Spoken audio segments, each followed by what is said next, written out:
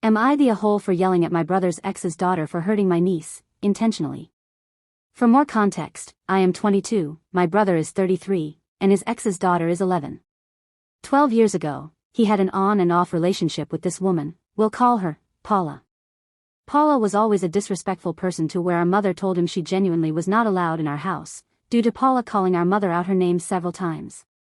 She cheated on my brother, admitted it, and ended up having a baby by the man she cheated on him with, but chose to stay with my brother because my brother was a family man, and he got back together with her. Now, her daughter is growing up to act like her. Disobedient, dishonest, cursing classmates/teachers out, flips off the police and finds pleasure in making others cry.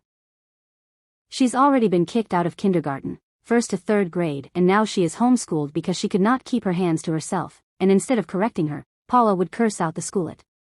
It would fall on my brother, because every time she was in trouble, Paula would drop her daughter off with my brother and disappear, not answering her phone till she decides to come pick her up.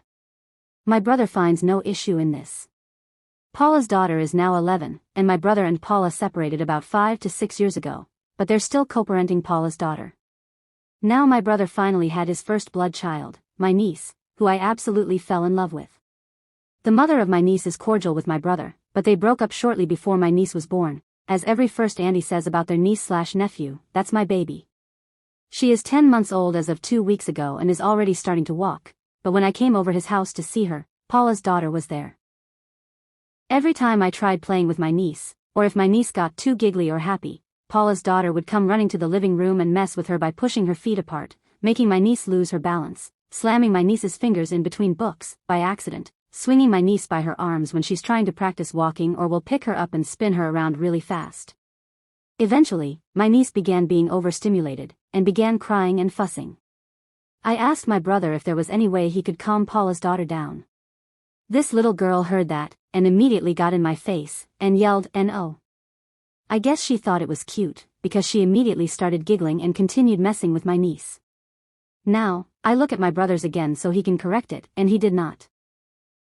I let it go, up until it was time for my niece to eat, and she snatched the bottle from my niece's mouth, and dangled it over her so she couldn't reach it, making her scream and cry since she was already tired.